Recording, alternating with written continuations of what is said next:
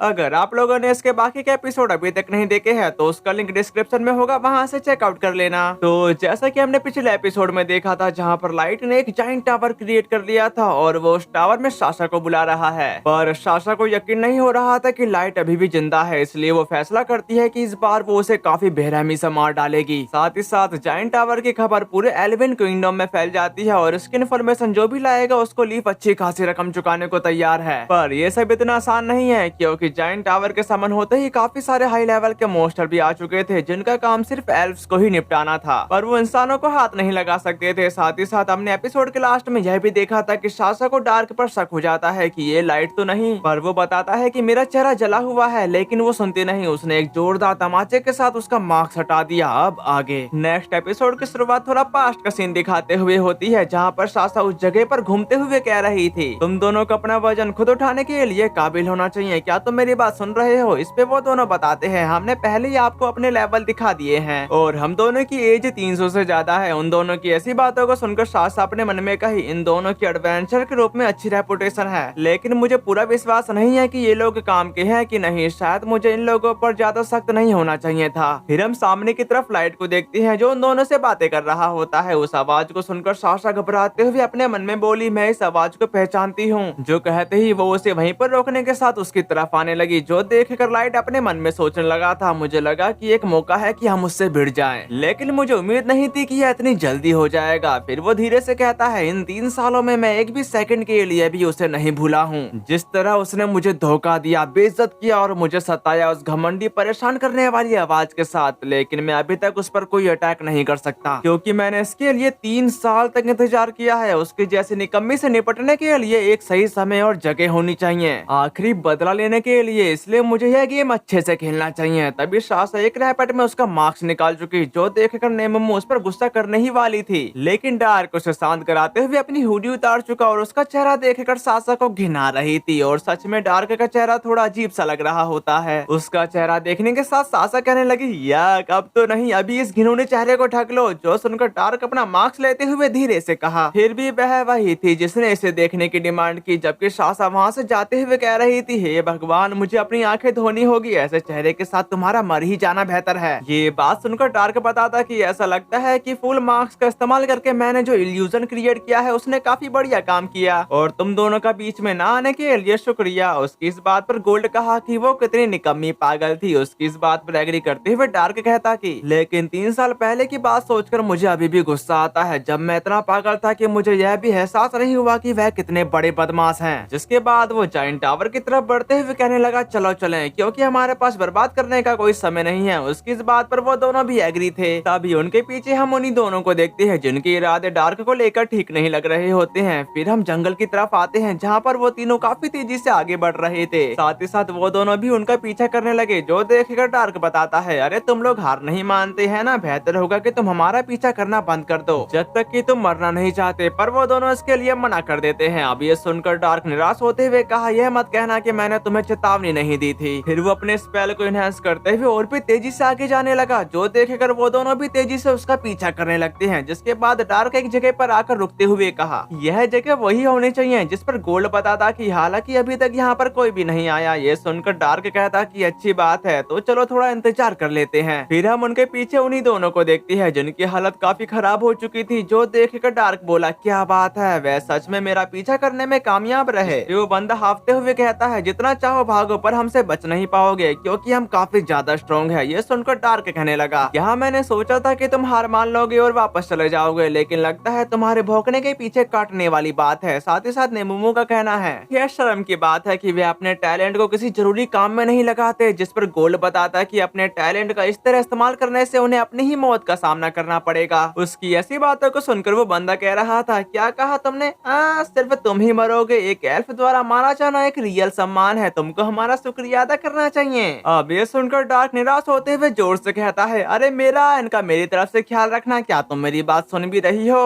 उसकी ऐसी बातों को सुनकर वो एल्फ उस पर हंसते हुए कह रहे थे, तुम किससे बात कर रहे हो और इस मामले से बच निकलने की कोशिश करना बेकार है। जिस बात पर सेकंड पर्सन बोला, क्या तुम सोचते हो कि तुम काफी अच्छी हो क्योंकि लोग तुम्हें ब्लैक मोरटी कहते हैं? जिस बात पर एल्फ बताता कि तुम्हें हमसे कभी उलझना नहीं चाहिए था, क्योंकि हम अब तुम्हें 6 फुट नीचे दफना देंगे, लेकिन अपनी जान जान के भीख मांगने में अभी देरी नहीं हुई है, इसलिए जोर से गिड़गिड़ाओ, शायद हम तुम्हें छोड़ दें। उसी वक्त वहाँ पर एक महिला उनकी तरफ आते हुए बताती है, ये दो तरफा रास्ता है पागलो, तुम्हें अपना चुनाव तब किया जब तुमने हमारे डियर मास्टर पर यह सभी बेइज्जत भरे शब्द फेंके। अब तुम्हें इसकी कीमत अपनी जान देकर चुकानी पड़ेगी। इतनी बड़ी और डरावनी लड़की को देखकर वो दोनों घबरा गए थे और वो दोनों आगे कुछ भी कह पाते उससे पहले ही वो महिला अपना हाथ का इस्तेमाल करते हुए उन्हें खा जाती है, जिसकी वजह से वो चिल्ला रहे थे। जो सुनकर महिला हंसते हुए कह रही थी, और रिकॉर्ड के लिए बता दो, मुझे इसकी कोई परवाह नहीं है कि तुम कितनी भीख मांगते हो, इसलिए बस चुप रहो और मर जाओ। उन दोनों को सफा चट करने के बाद वो लेडी उन्हीं हाथों से उनकी सोट बाहर उगल देती है। जो सब हो जाने के बाद लाइट उससे माफी मांगते हुए कहता है, इसके लिए माफ कर देना, मेरा मुझसे तुम्हारा समय बर्बाद करना पसंद नहीं है। जिस पर वो महिला बताते कि अरे इसका जिक्र मत करो, मतलब उनका टेस्ट बिल्कुल बकवास था, लेकिन आपके लिए मेरे मास्टर मैं खुशी खुशी उन कमीनों के 1000 टुकड़े या उससे ज्यादा खा जाऊंगी, वो भी हड्डियां समेत। उसकी ऐसी बातों को सुनकर गोल्ड बोला कि तुम टीम की काफी अच्छी मेंबर हो, लेकिन तुम इतनी बुरी होगी, तुम्हारी आवाज सुनकर रोंगटे खड़े हो जाते हैं। साथ ही साथ नेमू भी कही, मुझे गोल्ड जैसे पागल से सहमत होना पसंद नहीं है, लेकिन हाँ तुमको तो पसंद है। इस पर वो महिला हंसते हुए कह रही थी, अरे हम सब यहाँ दोस्त है, इसमें डरने की क्या बात है। तभी वहाँ पर और भी लोग आ जाते हैं, जिसमें से एक लड़की का कहना है, सच में हम में से ऐसा कोई नहीं है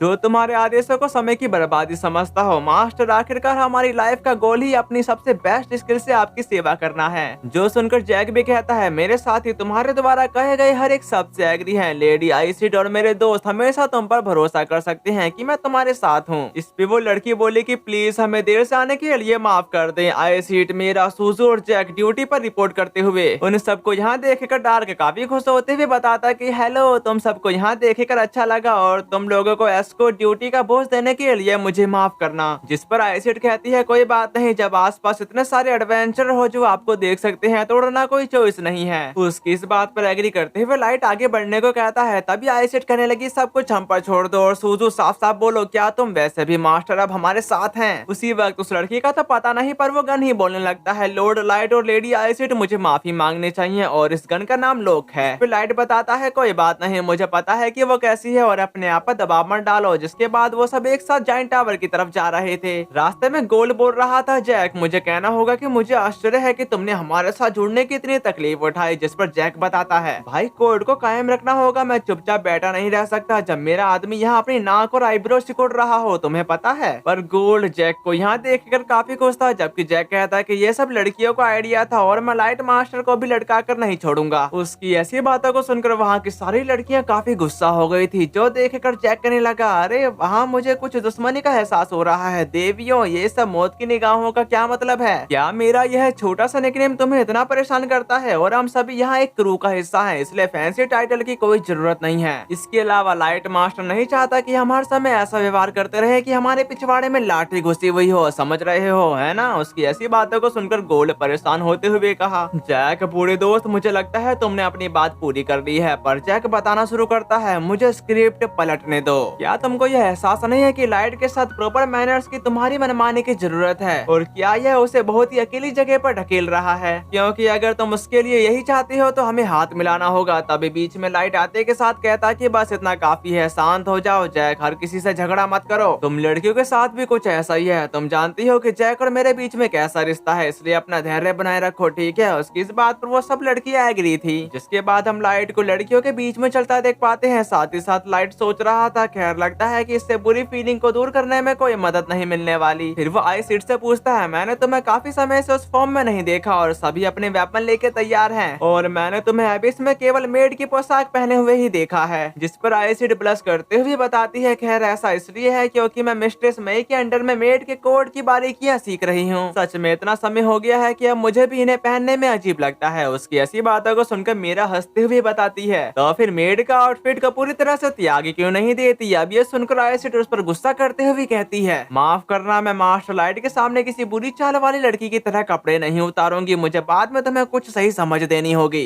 जिस पर मेरा बताती है, तुम्हें पता है कि मैं हमेशा झगड़ा करने में ही खुश रहती हूँ। दूसरी तरफ जैक गोल्ड से कहा, मेरे दोस्त, जब मैं यहाँ नहीं था तुमने ट्रेनिंग तो नहीं छोड़ी थी? उनकी बातों को सुनकर लाइट अपने मन में बोला, ऐसा लगता है कि गोल्ड ने शोर से सब कुछ संभाल लिया है। उसी वक्त लोग कहने लगा, अपने काम में घुस जाओ, तुमको लॉर्ड लाइट को सही तरह से रिस्पेक्ट देनी होगी वरना लेडी मेरा तुमको निकल जाएगी। उसकी ऐसी बातों को सुनकर लाइट अपने मन में बताता है, सूजू सर शर्मीले स्वभाव की है, इसलिए उसकी गन लोग ही एकमात्र ऐसी चीज है जिससे वह बात कर सकती है। फिर वो नेमुमु से कहता है कि सूजू एक लड़की है ना, पर उसके कार्ड पर उसे एंड्रोजनस के रूप में लिस्ट किया गया था। एंड्रोजनस का मतलब सूजू में नर और मादा दोनों का प्रजनन पाया जाना। तभी लाइट अपनी बात को कंटिन्यू करते हुए बताता है, क्या तुम सोचती हो कि इसका क्या मतलब है? जिस पर नेमुमु बोली, शायद यह किसी तरह की स्किल हो। अब ये सुनकर लाइट डिसाइड करता है कि इसके बारे में वो एली से पूछेगा। जाइंट टावर के बाहर की तरफ एली उनका इंतजार करते हुए कह रही थी, ये लोग कहाँ रह गए? तभी उसको वहाँ पर लाइट दिख जाता है। अपने सामने की तरफ लाइट को देखकर एली को उस पर काफी प्यार आने लगता है, जबकि लाइट जाइंट टावर को देखकर बोला, ये इतना पास से देखने पर काफी इम्पोजिंग लगता है। और वो अभी उसको देख ही रहा था, तभी वहाँ पर नजुना काफी फुर्ती से उसका स्वागत करने के लिए आ गई थी। साथ ही साथ लाइट देरी से आने के लिए माफी मांगता है, जो सुनकर एली कहने लगी थी, हम जानते हैं कि आप बिजी होंगे, अब चलो अंदर बातें करते हैं। जबकि नजुना खुद रास्ता दिखाने को कहती है। इसी के साथ जाइंट टावर का गेट खुलने लगा। उसके खुलते ही लाइट अंदर जाते हुए कहा, अरे ये तो अंदर से भी उतना ही बड़ा है। जिस पर एली बताती है, मैंने अभी तक कुछ भी एक्टिवेट नहीं किया है, लेकिन इंटीरियर मेरे मैजिक एन्चेंटमेंट से फर्निश्ड है। साथ ही टेक्नोलॉजी जिसे मैंने एबिस के डंजन कोर का एनालिसिस करके उलट दिया, यह वहाँ के इंटरफेयर से पूरी तरह से अनअफेक्टेड है, चाहे वह मैजिकल हो या फिजिकल। फिर हम सामने की तरफ एक पावरफुल ड्रैगन को देखते हैं, जिसको देखकर एली कही, मेरे एक पेट को नमस्ते कहो, मैंने उसे प्लान बनाने में मदद के लिए बुलाया है।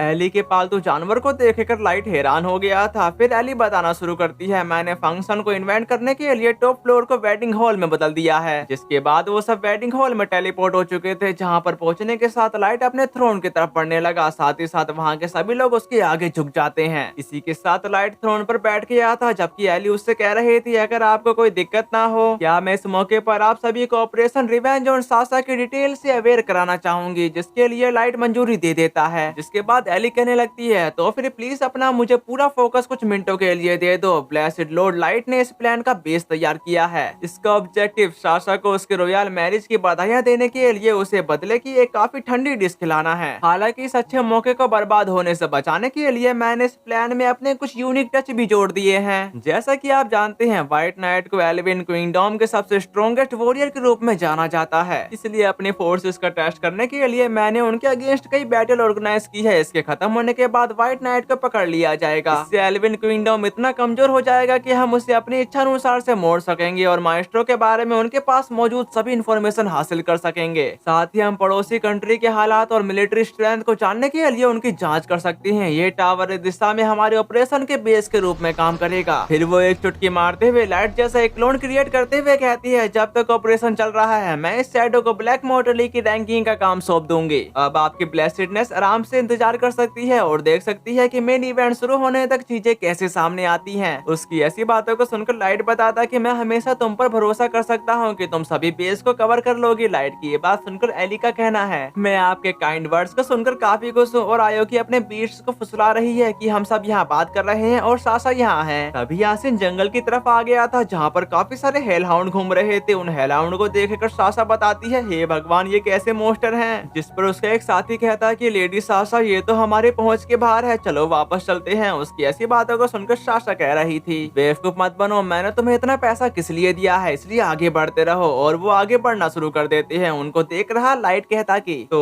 वह यहाँ कब आएगी? जिस बात का जवाब देते हुए एली बोली, सभी गेस्ट का स्वागत एक साथ किया जाएगा। जिसके बाद बाहर की तरफ एली का पैर जोर जोर से रोर कर रहा था। अब ये देखकर सासा घबराते हुए अपने मन में कही, ये तो एक ड्रैगन है, यह पॉसिबल कैसे है? जो कहते ही वो वहाँ से जाने लगी। जो देखकर उसके साथी इसके बारे में पूछते हैं, जिस पर सासा वहाँ से निकलने को कहकर खुद सोच रही थी, अरे यार अब मैं कुछ भी नहीं कर सकती, केवल व्हाइट नाइट ही ऐसे मोस्टर से निपट सकते हैं। अब मैं क्या करूँ? किसी को पता चलने से पहले मैं लाइट को कैसे मारूं? उसको वहाँ से भागता देखकर एली बताती है, मुझे पूरा विश्वास है कि वह निकम्मी सासा व्हाइट नाइट को लेने के बाद ही वापस आएगी। फिर हम एबिस के सबसे पावरफुल वॉरियर को खड़ा करेंगे, एल्विन क्विंगडम के सबसे स्ट्रॉन्गेस्ट वॉरियर व्हाइट नाइट के खिलाफ। मैं इसकी गारंटी देती हूँ कि यह बैटल आपके लिए एकदम परफेक्ट प्रीस्ट और एंटरटेन के रूप में काम करेगा ब्लेसिड लॉर्ड। तभी यासिन एक पैलेस की तरफ आ गया था, जहाँ पर एक मीटिंग की तरफ लिव बता रही थी, क्या तुम इस बात को लेकर श्योर हो? जिस बात पर एग्री करते हुए सासा बताती है, जी हाँ, यह स्नेक जैसे टेल वाले कई बड़े बड़े बीस्ट टावर के पीरिमीटर को प्रोटेक्ट कर रहे हैं। मेरा मानना है कि यही रीजन है कि बाकी मॉन्स्टर को एंशिएंट फॉरेस्ट से बाहर ढकेल दिया गया। उसकी ऐसी बातों को सुनकर एल्डर कहने लगे थे, तुम कहती हो कि ये जायंट क्रिएचर है और ये सचमुच इधर उधर घूम रहे हैं। तभी सासा कह रही थी, और तो और यह भी बुरा है कि वहाँ पर एक ड्रैगन है जो टावर में घोंसला बना रहा है। ड्रैगन सुनकर लीफ काफी ज्यादा हैरान हो गई थी। साथ ही साथ वो लोग बातें करने लगे थे, इतना पावरफुल मोस्टर वहाँ पर एक घोंसला बना रहा है, इससे तो राजतंत्र का एंड हो सकता है। कैसे एक चलती फिरती मुसीबत अचानक से आ जाती है। जबकि उन्हें भरोसा दिलाते हुए सासा बोली कि मैं सच कह रही हूँ, मैंने अपने लोगों के डर से खुद ही इन्वेस्टिगेशन करने का फैसला किया था। जिस पर चांसलर कहने लगा, दरअसल कुछ समय पहले भी ऐसी एक रिपोर्ट आई थी, यह ब्लैक मोटली द्वारा फाइल किया गया था। यह वह पार्टी है जिसने एक फिक्स नाइटहुड के पागल एक्स मेंबर के हिडन क्राइम को सामने लाया था और अपने साथी की चिंता के कारण लेडी सासा ने तुम्हारे द्वारा बताई गई खुफिया इन्फॉर्मेशन इकट्ठा करने के लिए जंगलों के खतरे का सामना किया। शोरली, अब एक्शन लेने का समय आ गया है। व्हाइट नाइट इस पर जवाब देंगे, है ना सर हार्डी? अब सारे लोगों की नजर हार्डी पर थी। साथ ही साथ लीफ अपने बच्चे के लिए परेशान हो जाती है। जबकि हार्डी खुद को तैयार करते हुए कहा, निश्चित रहो, मैं अपने व्हाइट नाइट के साथ ड्रैगन को मार डालूंगा और इस टावर के पीछे की मिस्ट्री को हमेशा के लिए सॉल्व कर दूंगा। जो कहने के बाद वो वहाँ से चला गया था। नेक्स्ट सीन में सासा चांसलर से कहती है, प्लीज सर, मैं तो बस इतना ही मांग कर रही हूँ कि ड्रैगन को मारने के लिए नाइट के साथ मुझे भी शामिल होने की परमिशन दी जाए। उसकी ऐसी बातों को सुनकर चांसलर कहा कि तुम रिलैक्स रहो, मैंने शुरू में ही तुम्हारे जाने की प्लानिंग बनाई थी। हमारे नेशन की ओर से तुमने जो साहसी कदम उठाया है उसकी सराहना की जानी चाहिए। जिस पर साशा उनका शुक्रिया अदा करने के साथ अपने मन में कहती है, इससे मैं लाइट के करीब पहुंच जाऊंगी। और वह भी सोच ही रही थी, तभी चांसलर बोला, हालांकि इसमें कुछ शर्तें भी जुड़ी हुई हैं। खैर, मैं चाहता हूँ कि तुम जाकर अपने पिता के कलेक्शन में से कुछ उधार ले लो,